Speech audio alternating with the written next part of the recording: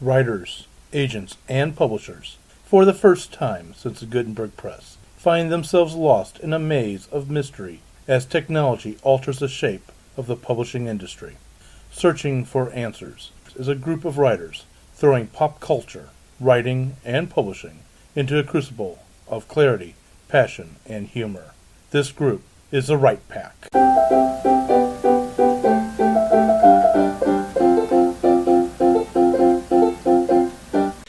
Welcome back to Write Pack Radio. This is your host, David Allen Lucas, writer of science fiction, horror, mystery, and poetry. And we're recording live from STL Books in Kirkwood, Missouri. And with me today is my co-host, Kathleen Kayembe, publishing paranormal romance under the pen name Kaseka and Vita, and liker of crazy things. I'm Jennifer Solzer. I'm a fantasy author and illustrator. I'm Melanie Kulani, writer of science fiction, fantasy, and nonfiction. Okay, and today we're going to talk about breaking the block. What are the crazy things we do to break writer's block? Well, I'll start it off. This is not exactly super crazy, but one thing I'll do when I realize I'm in writer's block is I will go start to throw darts. Now, by the way, warning to anybody, do not let me pull you into a dart game where we are playing for money, because I will take your shirt. Why would you say that now? Now Because- they'll never put you in a dart game for money. That's because I don't like to gamble anyway. So, But you could have won. yeah. So is part of your dart throwing also having a few beers so then you can sucker some people into money darts? No. I would be nice thought. No, that's me. That's me going out. No. I'll throw darts, and what will happen is I will hit the triple 20s or right around triple 20 a lot. Now they know your score. Yeah, I know. He dropped it. But when the block starts breaking, or my arm starts getting tired, one of the two, my darts start missing the triple 20s. They start going a little ways, and finally when the idea is finally broken all the way through, yeah, I'm not hitting the dartboard anymore. So, anybody around me don't want to be around at that point in time. Poor Bertha the cat. Bertha? You just picked Bertha because Bertha Yes. sounded like a large cat that you could hit? Well, whatever. Sure. It's Bertha. Nope, in real life, no cat has ever been hurt by this technique. Or Bertha? Yeah. No Bertha's ever been hurt by this technique. Or Bertha. So, You're welcome. yeah. I just broke the David. The crazy things we do to break writer's block is let Kathleen talk for a little while. That's also worked. She'll take us down rabbit trails we didn't know we were headed. That'll break a sanity block. And on the serious side, if you look at the bookshelves of a lot of bookstores, or you read in the Writer or the Writer's Digest or Poets and Writers and so forth, you'll read various articles about people doing whatever it is to break writer's block. Right while naked. That definitely might inspire things. No. Oh, I'm sorry. You guys thought I was joking. No. That's actually a suggestion I've read in a book, probably one of the smut writing books.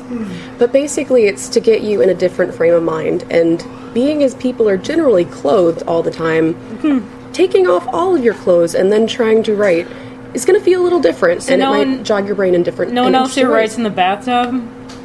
No, I think my computer would not be too happy with that idea. You just set it on the toilet. Still. Then you There are reach. desks. Yeah, There no. are desks for that, though, for reading, too, in the bath. Wow. I'm still getting wanted over the the naked honesty writing part. Okay. Naked writing at least sounds reasonably comfortable. It depends on where you're sitting. And if you there's a see. draft. Or a window. Or a dog or a cat. Or a witness. Including the dogs and cats. Yes. Yeah, unfortunately, they can't say anything. But they stare. Oh, yeah. They have no inhibitions. And they No. can And they howl don't- out their pain. They don't have the foreknowledge to be embarrassed. Yeah, we're a little loopy today. That's Okay, what our kids speaking are. of being There's loopy, sugar on the table. Yes. my favorite way, there's other techniques of getting over writer's block I use sometimes, but my most common one is you just write anything, including the quick red fox jumped over the lazy brown dog. You know, you Really? just type to type, Uh-huh. Okay. and as you're typing, sooner or later you get bored of typing that, so you come up with something else to write. So it's like free form writing. You just It's free writing. you start like in the Jack Nicholson Red Room or Murder or whatever over and over again until something, until you make your word count. All work and no play makes Jack a dull boy. Yes. Natalie Goldberg Thank you, Stephen suggests King. that. I think that's Stephen King. Yeah. Yeah, Stephen King. But what I find is my most effective writing times are actually when I'm tired. My inhibitions go down then. True. So I imagine some people do the same thing with 1 or 2 drinks. That doesn't work for me because of other issues. My stomach doesn't like alcohol. But, being tired has something of the same effect. I do some of my best writing at 4 a.m. Of course, I do some of my worst spelling at 4 a.m. Spelling? What's that? That's what spell check is for. Well, see, that's another thing that helps with writer's block. You switch from the computer to a notepad. Notepads, especially if you're writing with a pen, you can't erase. You don't correct your spelling. If you want to change something, you cross it out and you keep going. But it's still getting your hand moving. Right, I've heard that technique because for some reason, the tactile feel of a writing versus the typing on the keyboard. I think it's kind of the same idea also of writing naked. It changes your perspective. Putting yourself in different situations can help things. I thought that your story, you said you were writing a story because you were blocked and you needed to do something different. Yes. Yeah. So changing to a different story, that helps sometimes. What exactly was the thing that you had done, though? Because was it plotting and pantsing, something to do with that? Okay, so I am a plotter. I am still a plotter. I tried to be a pantser, I failed, but the book I'm writing now is much, much less plotting than usual. But in my old book, I was spending all my time world building, all my time researching. The plot's done. I actually wrote out a good draft of it, sort of, or maybe a bad draft of it, as the case may be. But draft of it. But I kind of felt not ready to address it again. So I decided, let's work on character development. So let's write a drawer novel. A novel that I have, at least until it's finished, I have absolutely no intention of doing anything with it. I don't care if it's commercial. I don't care if it sounds like somebody else's work. I don't care if no one else will like it but me. It's just writing for me. Not to say that I don't want it to be good, although this first draft... But that's not the point for this one, yeah? My point is to get better at character interactions and that type of thing, which I'm not... This first draft, again, is still a first draft and it's still bad, but... Dude, the first time you mentioned that, though, it blew my mind. I was like, that is perfect. Because usually what stops me from writing is other people's voices in my head or opinions that other people may or may not have. And just thinking, oh, is this something that I can publish because I need to make money because otherwise I'm not a writer or otherwise I'm not official or whatever. I'm thinking about other people's thoughts. I just heard a great story about that. I don't remember the writer's name, but she wrote Passage. And she wrote it as a drawer novel. It is a genre-crossing novel that often gets sold as romance, but it's not just romance. It involves time travel, but it's not just fantasy time travel. It's also a period piece. I mean, it starts in World War II, and then the heroine travels back in time to Scotland a few hundred years further into the past. So it's, historical fiction, too. But they're now making a series on it on the Starz Network, which I don't have. Anyway, the point is, these are very well-selling books now. I'm not exactly sure how she ever got them published because they don't fit neatly into one genre. She looked her way into someone who's willing to see beyond the genre niches. Shelf lines. And the point is, she wrote for the shelf though, a drawer. Sorry, she wrote for the drawer, and then after it was written, decided to try and get it published. I wish I had that mindset for everything. I really do, because I feel like I would do so much more writing than I do, and before, when I had that mindset, I did so much more writing than I do right now. I think that's sometimes what tosses up writer's block into people's faces is that we're trying too hard, or we're scared of what we're writing, or that we're trying to write because the IRS has told us, okay, you know what, you're supposedly a writer, you've been taking off for taxes, let's see some money coming in. See, that's the advantage of having a day job and thinking of writing as a hobby. There are disadvantages to that, but that's the advantage. That's actually why I liked the idea of having a day job and writing for myself, because it took my ego out of it. And as much as other writers have the desire to write full-time, I know I can't do that. I need to be doing something else so the writing can just be far less stressful. Well, even It's people more who fun. write full time don't do that. They're making their money through Speaking engagements and editing or copywriting on the side and stuff like that. So getting Or back teaching. to our topic, it seems right. like the point is don't care too much is a way to get over writer's block. Well, that's Too one much way. pressure on you. Pressure, yes. Trick is, of course, remembering that whatever draft you're working on, you can fix it. You can go back and rewrite it, just get it down. As long as it's down, you can fix it. One of the kind of a crazy thing I do when trying to break writer's block, actually when I get started writing on a novel, I've mentioned this in some previous episodes before, is something I stole from David Morrell, who is an author of, say, like Rambo, and he's also written other books. And I'm sorry, David, even in your book on writing, you talk about how everybody remembers the Rambo one. You wish everyone else would remember other ones, and my mind just went blank. But what he does, and I take full advantage of this with talking to my computer. Since my name is David, I go by Dave with the computer, and of course I call the computer Hal, is I sit there and have a conversation with my computer. And it kind of goes like this. Hal. Hello, Dave. And I'll respond back. Hello, Hal. Good morning. What is on your mind today, Dave? And it goes like that. It starts off as random conversation, such as what you were talking about, Melanie, is you sit there and you just start typing away random stuff. And eventually what will turn into is, I want to talk about a story idea I have, blah, blah, blah. Or I want to talk about where I'm at in this story and I'm stuck. And the whole entire role of Hal in this dialogue is occurring, which right now, sure, a lot of psychologists are writing down going, science that you are nuts, is... You're a writer. It's Yeah, I know, it's accepted. how things are. Hal is, his whole purpose is to ask questions. And to constantly ask questions. And not just a question of, oh, and then what happens? And then what happens? No. It's questions like, why is this important, Dave? What are you trying to get at, Dave? What is the important thing behind this, Dave? Does Why this does it talking matter? head make me look cabbagey, Dave? Yes, it does. Very good. Yeah, Thank she's you, got a Dave. very, yes, Kathleen's giving me a cabbage head. So, Jennifer, do What you... is a cabbage head? You tell me, you came up with it. I didn't come up with a cabbage heading, It was... but I am the person who asks questions whether or not I know what they mean. Which is why it was called cabbage head. Yeah. My name is Turkey. And I think, but I don't know... Sorry, what was the turkey? Don't listen to the turkey. Okay. Okay, but the cabbage head, I'm assuming, is a reference to Cabbage Patch Dolls, but I don't know if that's the case. No, I I don't think it's think just so. being that your head is full of, Nothing. yeah, some error.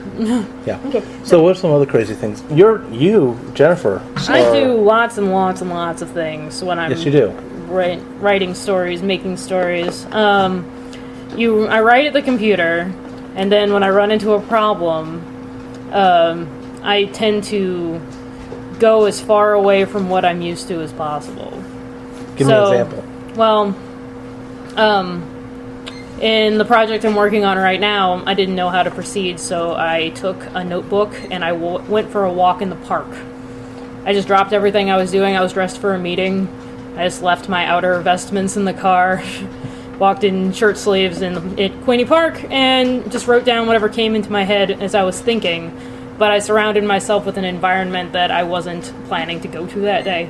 And that let my brain go other places. I also like to write in various colors. I write lots of colors. I have a big chest full of multicolored gel pens. And I write on construction paper in gel pens to help me think outside the box. I make a lot of lists. I make a lot of charts, pluses and minuses. If I run into a problem like, should ghosts be able to pick up physical objects? Plus and minus chart. Yes, they should. Here's all the reasons why they should pick up physical objects. This is the reason why they shouldn't. And that all has to do with lore and plot and things. And before long, I figured out my problem by doing it that way. I also draw lots and lots of pictures. One of which she's drawing now, and it's really pretty. I draw lots of pictures, but I draw pictures a lot to get myself in the zone. So even before I start writing, I tend to draw what I used to call napkin art, because I would go to Caldi's, which is a coffee house in town, and I would get a Sharpie or a pen or something and a napkin and just draw whatever character I'm going to be writing about, and that gets me in the zone so that I can then go to the computer and write about that character. It's funny that you said that, using that to get you in the zone. I think some people, I'm pretty sure a lot of people around the table have heard me say this, but I think others have heard me say that I use poetry as my jumping jacks to get started. And sometimes that's what I'll do is I'll go for a walk, I'll see something that generates a poem, I'll start writing a poem, and then by the time I get done with that and get that tossed out of my mouth onto the page, then I will be able to sit down and write the story that I'm working on, whatever I'm at. Those remind me of prompts, which are a big thing for me. Okay. I actually have a book of prompts in my bag because Prompts. I was at a write-in. Yeah. So this one is the writer's book of matches, 1,001 prompts to ignite your fiction. And these are all just completely random fun. And granted, these are all things that other people have come up with, but another thing I like to do is make lists of characters and situations and objects, and then like roll a die, because I'm totally a tabletop gamer, and roll a die to figure out what the official situation is going to be, like who's going to be the character, the wrench in the character's life, and maybe another person who's in there, or an object that has to be involved. NPR did this thing in 3-minute fiction where they would read the winning story on the radio, so it had to be 2 to 3 minutes. They had a relatively short word list. I think it was about 1,000 words, but they always had a theme and started with some sort of prompt, and I think the judge came up with the prompt. One of them that turns into a really good writing exercise for me is they gave you 5 words, and you had to use all 5 words in the story. Didn't matter how they were used, it didn't even matter the definition of the words, as long as, they were used. And I was just thinking, I came up with a whole list of words, and I just, throwing dice, picked 5 words from the list at random. So then I have this, list of 20 or so sets of 5 words that I could, if I was short, come up with a story. Use those 5 words. Yay. A couple of things that going with dice, I wanted to look up, make sure I had the guy's name correctly. There was an author for a while, very well-known science fiction author, who towards the high part of his career, or at least towards the end of his career anyway, before he sadly committed suicide, that was doing a lot of his stories based on dice rolls. And that was Philip K. Dick. That explains so much. Another thing is, one of my favorite, I've mentioned on other Right Pack Radio episodes, one of my favorite hero authors, if you will, is Earl Stanley Gardner. And he had a way, this is the way he made his plots. I'm a little bit off topic with this as far as crazy things to break Writer's Block, but really not, is he had plot machines that he had spinners, and he had numbers on these spinners, and then each number correlated with a element that was in the story. And I use that to learn how to do mystery plots. The Brainstormer app is kind of like that. It's basically all just ways of... Oh, I love it. There was it for a while, I don't know if it's still on the web, a Star Trek plot generator app. I love plot generators and character generators. I love the They Fight Crime one. Like, this person's a whatever weirdo dude. This one's a whatever other thing. This is a website? They Fight Crime. TheyFightCrime.com. Okay. I don't know if it's not. I don't know what the site is officially, but like, just They Fight Crime plot generator. Whoever they are, they just end up fighting crime together. Yes, and it can be quite interesting figuring out how they would fight crime together.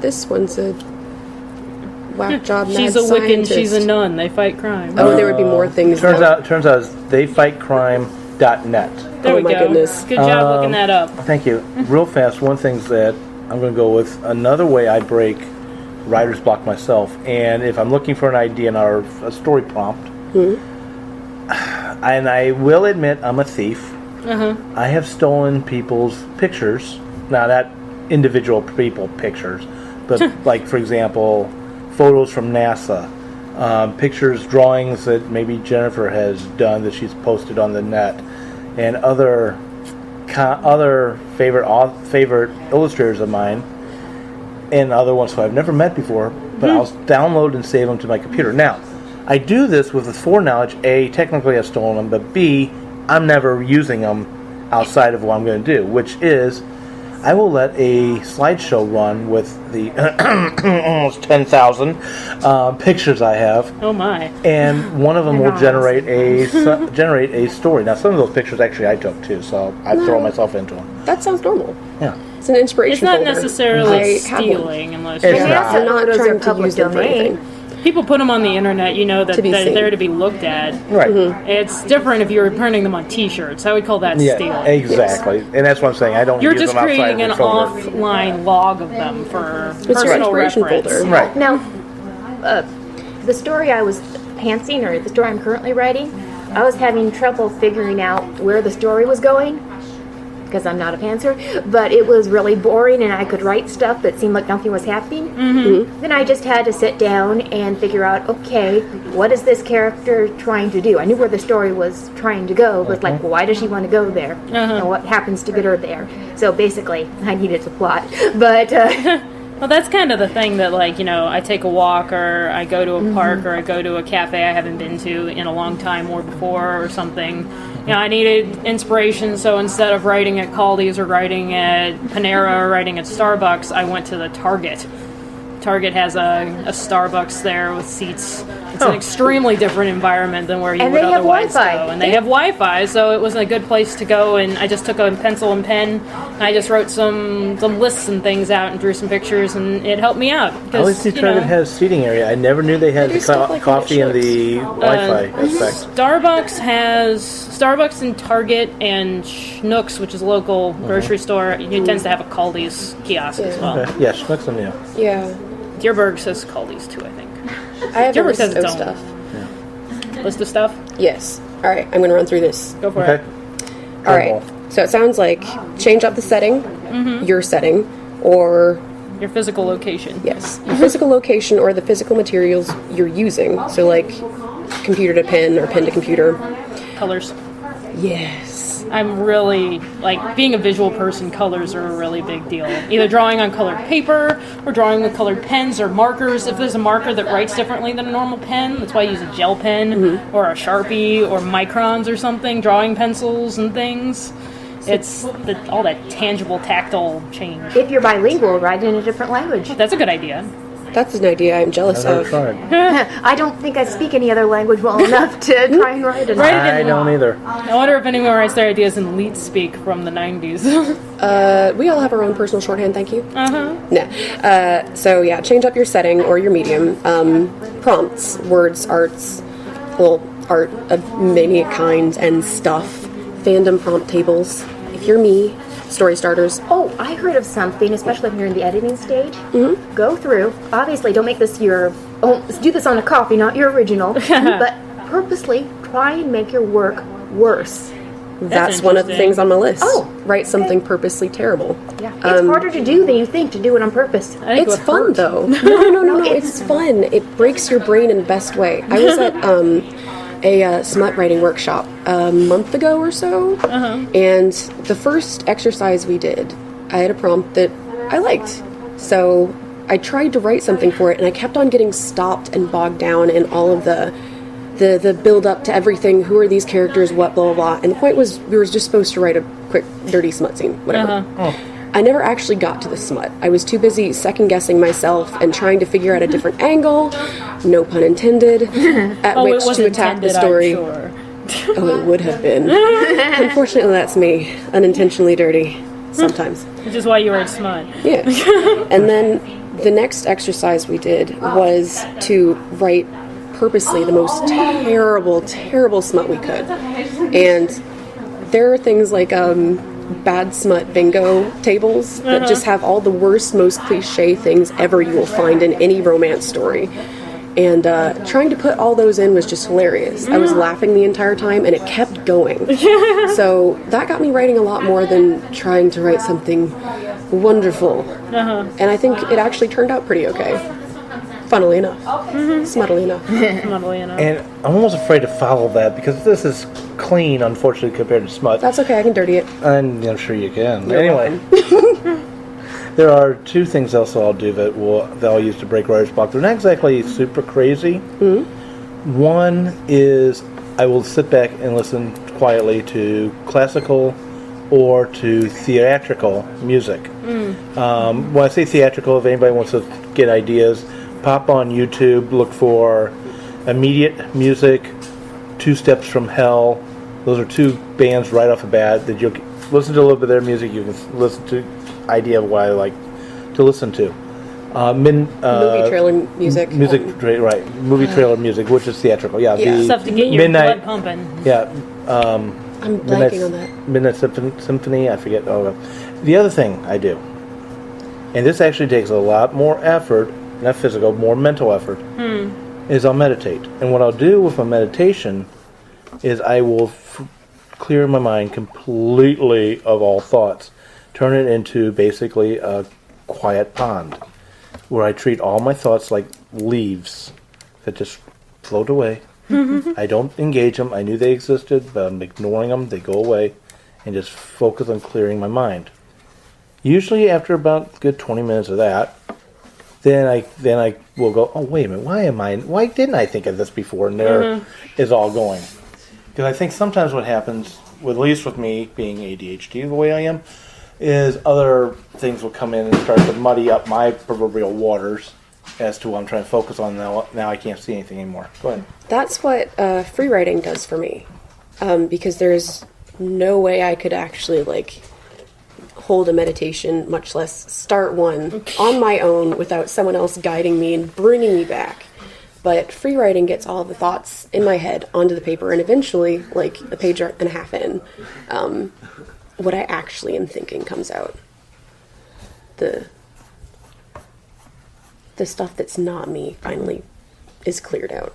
Gotcha. That's why Julia Cameron suggests doing morning pages in the morning, lower inhibitions, and it gets your day started off that way. You know where you are, not just where everything else in your head is. Right. And you've also been productive. If you have to go to your day job after you get done writing, hey, you've at least accomplished something for the day.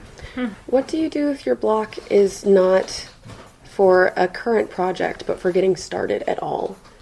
So that's where I go back to the two things, which I'm actually three things I've mentioned. One is going through my pictures. Art, yes. And just let it go through. Sometimes included in that is watching various TV shows or listening to old-time radio dramas, especially listening to old-time radio dramas, because that proverbial screen is on the inside of your brain, and thus you're already being stimulated with your imagination. Number two is my Hal Dave conversation that I stole from David Morrell. Third thing is the meditation. Well, and then there's a lot of the writing exercises. Again, just picking 5 words at random, maybe that would give you the kernel of a story. But there's a whole lot of other ones. Go on. Oh, but I was thinking of, for example, some of the plots is they give you the first sentence. So take the first sentence of one of your favorite books from your favorite authors and start writing there, and go on. Yeah, that's what, for me, that's what drawing pictures is for. Because I'm, in my heart, I'm a bit of a literary person, even though I deny it vehemently as I write genre fiction. But everything is character-driven. So I have to consider my characters, figure out what they're wearing, figure out what their face looks like, what their hair looks like, how they interact with the other characters in the story. And if I draw pictures, usually I end up drawing them hugging each other, and then I'm ready to write. But it's all about, a new story, a new project usually hinges on two people and how they feel about each other. So once I get that down, I have the energy to continue on with the story and plotting things. That's what my inspiration folder, People's Faces, does for me. And I have a file that every time I come up with a random idea that I think would make a good story, one of them is just a line for a plot. I have no idea what story it is, but I think it's the Learning of China or something, but I just heard it. I think it was a title of something else. I just thought it was a neat title, so I just wrote it down so I can go to my idea folder and see if anything grabs my attention.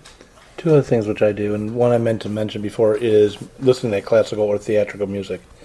The reason why I listen to that, I cannot listen to that while I'm doing my daytime job, because my mind, when it starts to hear that type of music, automatically starts painting pictures in my head. So, and thus, those will lead to stories. Which my people paying me for doing my daytime job don't want me to do. Which you can't imagine why. The other thing which I'll do is I will go through the proverbial newspaper headings. And what I mean by that is, since I write science fiction and mystery, I will go through Scientific American, I will go through Red Orbit, I will go through Discovery, or I'll look at BBC or CNN and so forth, and just start looking what's going on in the world, what's going on science-wise, what's going on world-wise. Mankind doesn't change, so as far as coming up with an idea of how someone could kill somebody, and or why, I should say, not surprised. But they'll come out with something, maybe so there's been some new discovery, and sadly, with the way I think, I'm like, how could that be turned to crime? And there I start going. It is so good that you use your powers for good. Yes. Otherwise, I would be wearing brown or orange or... Was that Moriarty? What? Yeah, thank you. Your mentioning of headlines and stuff reminded me of an exercise I did a few years ago. It was that same thing, but with tabloids. And what you were looking for was the most outlandish, ridiculous tabloid headings ever. And then you were to write a story about that. Since the tabloids are all fiction anyway, that's a good place to start. I had a genie story. It was great fun. So did you write a story about the two-headed hound dog, Elvis baby, that was born of Mother Teresa? No, I didn't see that story. Ah, darn. There you go. Can we name it Bertha and Bob? Because Bertha's apparently a name that's staying today. Yeah, apparently. This will be known as the Bertha episode. But, another thing, speaking of headlines, read the comments people leave on things. If your heart can stand it. Yeah, but Yeah. sometimes there's this whole story, and, okay, Yahoo News is an aggregator. They don't actually write, but there's a huge variety in, let's just say, the quality of reporting. And they often get facts wildly wrong. But the thing is, some of the comments realize some people cannot read between the lines of stories. Even the people that read the article. A whole lot of people just read the headlines then comment. But even if they read the article, this is something that really happened a while ago, and it happened locally. So I actually, the St. Louis Post-Dispatch, I looked it up and found out what happened. But someone was checking into the Parkview Hotel, and the car was stolen with a baby inside, and it was like 2 a.m. What was the baby doing in the car at 2 a.m.? Exactly, and a lot of people were saying, what kind of mother does this? What you don't know, what I knew right away, the Parkview Hotel is exactly 1 block from Children's Hospital. Most of the people that stay there, this was Sunday night. Most of the people that stay there are family or patients or associated with the hospital. So I could instantly paint in my head the picture of what happened. Parent with a disabled child, and they did mention that she had a feeding tube. Waited till after rush hour traffic, maybe even got her other kids off to bed, then drove with the baby Sunday night for a Monday morning appointment. And she didn't take the baby into the check-in with her because the baby was asleep in the car seat and didn't want to wake up the baby because, go in, check out, come back in, drive around, and park. So, I could instantly draw the picture of what happened there, but reading through that was just so entertaining. And again, I just made a little story in my head that I'm actually reasonably confident that the general outlines are true. But, you could come up with, you could build a whole story off of that. Yeah, what the baby was doing in the car at 2 a.m. and who stole it and how did they respond when they realized there was a child in the car that they stole. Well, actually, I know how they responded. They abandoned the car with the kid in it. I think Sotzi? I'm not sure if that's the name of the movie. Which one? There's a movie about a guy who steals a car and then he realizes there's a baby in it. Oh. So yes, these things are inspiring to people. Yes, they are. Or like the latest thing about being able to print people's minds inside of circuit boards. Yeah, I need to read that article. That's a short story coming. So. That's Dollhouse. That is Dollhouse. Thank you, Joss Whedon. Yeah. By the way, those whole circuit board things, the application of science fiction, the circuit boards exist. Yeah. So, stuff that is out there that is true. Strange facts. Cool facts. And you can go either science fiction or just plain old fiction. You could even go fantasy. If a fairy was walking through, how would you get anyone to believe you? That's because fairies are just fun and it's messing with you. What'd you do? What'd your parents do? So, Are you a fairy? Do you know you're half fae? I think right there you just hit on one of the big things about writer's blocks. I think we get stuck in writer blocks because we stop asking the most important question, which every single one of us should always ask. Why? You're close. Oh, How? what is it? What if? What if? Well, this is for fiction writing. Yeah, for fiction writing, not for journalism. I'm sorry, not for, that can be For fiction too. nonfiction? Well, and I was also thinking of biographies and like cookbooks and What if Well- Lincoln was a vampire hunter? No, it's already What been if there done. were zombies in Pride and Prejudice? same author did that one. How strange that. Mm-hmm. What if a vampire and a human could fall in love? That's been done so many times. Yes, it has. Speaking of which, actually, this is something that I believe Jim Butcher got from somebody else that Dave told me about. But come up with your 2 favorite things and combine them. Or come up with 2 things, don't have to be your favorites, as crazy as you want or as different as you want, and combine them. That's love what a dice good- are for. I love a good crossover. Yeah, both Let's of take a moment to talk about how fandom might help. Thank you. Because fandom is actually. a real thing. Oh, yes, it is. I'm going to borrow Jim Butcher, and that's going to fall right to your fandom, I think. Go for it. The stories, if I remember how he told it, and I'm going to give you a short version, is he was in college, he was learning from a genre writer, which, God, where was that person when I was in college, and he didn't want to believe what this teacher was telling him. So that teacher challenged him, said, okay, take some of your favorite things and throw it together as a story. And he took Buffy the Vampire Slayer, because he was a fan. He took a few other things, and out came, I think Lord of the Rings was one of them, but don't hold that to me, because my memory's not positive, but out of that came the Dresden Files. Then he had posted on his blog that he was wanting a couple of ideas for another series, and he said he was going to post it. I think he was going to post the original story online just for the heck of it. And somebody said, okay, first off, Roman legions, lost Roman legion, and he's like, okay, really? Every single Roman legion that's been lost has been found by now, but all right, what's the other one? And the guy gave him Pokemon.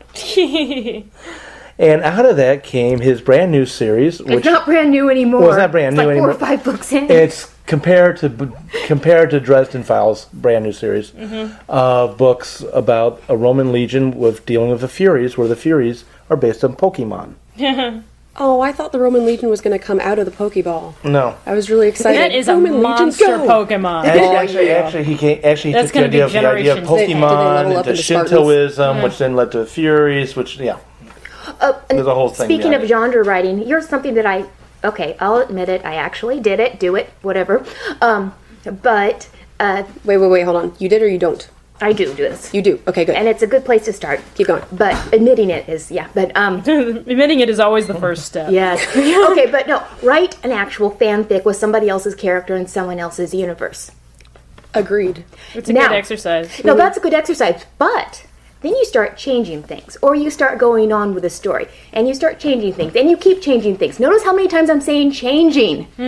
Now, at some point, you'll get to it where you give it to someone, don't tell them that it started out as fanfic, they read it, they have to have read the fanfic you based it on. I mean, they have to have read the original, but if they don't recognize it as fanfic, you're good to go, it's yours. That's actually something that I noticed I was doing in fanfic writing when I was nearing the end of my time in that fandom. I would notice that I was going from, like, what happened in between this book and that one to, maybe a little bit AU, maybe a little more AU, maybe... Alternate universe. Yes. AU, sorry. Yeah, thank you, because I'm You thinking and your- astronomical units. Sorry. Yeah, you and your Nope. your fanfic talk, your fandom speak. Sorry, guys. It's okay, I Yeah, understand. that time I turned into Cabbage But Head. I was at getting ready to the ask what point AU where meant. the only thing in common is the characters' names, And some personality bits. that's yours. But it's so enough basically, if you change the names and give it to someone else, so if you write something in the Buffy universe, you change the names, you give it to someone that's a big fan of Buffy, and they don't recognize it as Buffy fanfic, it's yours. Well, And that's how 50 Shades of Grey got no, I'm started gonna make off a of Twilight. an aside for 50 Shades. Please. 50 Shades is a different monster altogether because of the Twilight Monster. She said fan monster. fiction community that it sprang out of. I just read a Reddit post about this. I need to find out who. I'll link to that post on the Facebook group, I suppose. Yes. But the 50 Shades is different because it was not only derivative of Twilight, it was very different than Twilight, but it was derivative of a bunch of other fanfics being posted at the time. Right. So it was derivative of other alternate universe fanfic. That's one reason why it's kind of shaky to say that's like, oh, and you'll be like 50 Shades. You don't want to be like 50 Shades because 50 Shades is not original. They didn't change that much. You know, E.L. James didn't change all that much. She borrowed from a lot of fellow fanfickers and stole directly from them and turned it into her published novel. But speaking of 50 Shades of Grey, I haven't read either that or Twilight, but I bet if you could find someone in the world that hasn't heard of either of them, have them read Twilight and have them read 50 Shades of Grey, you'd recognize some similarities, but you wouldn't recognize one as being a ripoff of the other. Write what you know. And Jim Butcher's exercise of taking different things you love and mashing them up, I feel like are the same thing. Yeah. Like they're no. I mean, Write the what idea you is love the same. and combining two things. What you love, you tend to know about, though. Like reading all of the genre fiction but you ever. know about a whole lot of things that you don't love. Yes. And besides, do you really know about fantasy or, science fiction? Because, I've never been to space. Let's put it this way. You know the genre. Yeah. I'm reading a book series right now. It'll go unnamed. In which I suspect that I love the characters a whole bunch more than the author does. I feel like I know some of these people. Like, I feel like I know them deep down well enough that I could write a whole story just about them. That's where fanfic kind of breeds. It's like, if you wanted to write as just a fun thing, a story about Alfred the Butler on an adventure. Before long, Alfred the Butler is not going to look like Alfred the Butler any longer. He's going to become your character. Just because he was inspired by the tropes that are inside Alfred the Butler, he's going to grow and change until he's someone else, and then you can give him a new name and he can become your character. Oh, by the way, since this is radio, Jin recently drew a picture of someone that looks remarkably like a butler. Yeah, well, I have a butler character. He's not Alfred, but I do have a butler character in my ghost story. He's dead, by the way. He's a ghost. That's another way to break writer's block. The butler did it? Oh. He did not commit suicide, don't worry. But no, I was going to say it's to play with other people's universes or see what you like about something and take it in. That's one way to break it. Fandom. I brought fandom up as a possible writer's block breaker. Yes. Because fandom comes with the fabulous aspect of having an entire world already built for you. So you get to play within that world for a little while without the pressure of thinking about all the logistics of your own world. Someone else is taking care of that for you, frees your mind to think about character and adventure and plot, and it kind of eases all of that stress off so that you can think more creatively. You also can't legally publish it, so That's complicated, but yeah. No, For fanfic, you can't legally publish. You can't publish it and make money. So it takes off that pressure of the ego, like, I have to...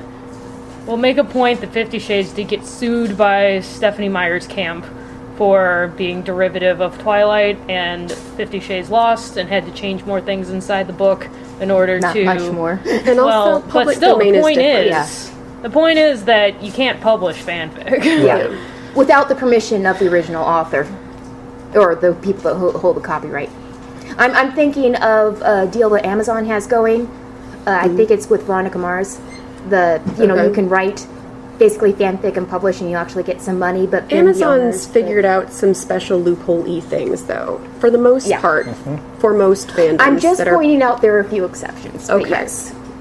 So it helps take the pressure off, as far as, like, I need to make money from this. Other people are gonna, like, it needs to be perfect, whatever. Another it's just thing for you can do, instant. Yeah, you can give yourself a deadline. Sometimes that helps. No one can. I can't. Sometimes it gives you stomach problems. True, but Sometimes you feel like Douglas Adams. I love deadlines. I love watching pass by. I think it would depend on how Wave you at do them. them. right, they That's have to why I be knew I had to achievable, quote and you have Yeah. to have real consequences that aren't too dire for not meeting them, Or rewards. if you or do well. rewards for meeting them. Yeah, but it's like I have a paper. It's due in 2 weeks. This is a fictional. I know it's due in 2 weeks, but I'll have writer's block till the night before it's due. Why do you say fictional when it's happened to me? I'm saying that's happened to me too, but I don't currently have a paper. But the point is, it needs to be something achievable maybe Yeah. you give yourself a reward when it's finished, or there's some sort of punishment for not getting done. Contests are good for this. The contest deadline is X. NaNoWriMo, you have to get done by November. I was going to actually bring that up. Challenges. Yeah. There are fandom Big Bang stories. They're not contests. They're giant. They have deadlines. What do you call them? Challenges. Whatever. Yeah. They're Yeah. challenges, and basically you write this long story, and there are all kinds of different challenges for all kinds of different things. Book critique groups are a good thing because you have to have it submitted in time. You have to have it reviewed in time. Writing gift stories on postcards is fun, and if someone's got a birthday coming up or whatever, you need to have it done by the birthday. Yeah, that's a good idea. It's And also word wars. important to note that all of these strategies are options for our reading and writing public that are listening to the story, because not everything works for everyone. Yep. I don't think everything works for anyone. So, because I'm not one who responds well to deadlines. Yeah. So it's like, I draw a picture, you honor a deadline, you choose a writing prompt, everyone has a way to get their brain stirred. And sometimes the same thing will work or not work depending on where you are in your life too. So Exactly. And you know what, I think on that note, I think that was a perfect ending to this episode of Right Pack Radio. I'm sorry, I'm we're all lost it. writering today. Writering. So on that note, thank you for joining, and tune in next week and have a great writing week. The Right Pack would like to thank STL Books for allowing us to record in their bookstore.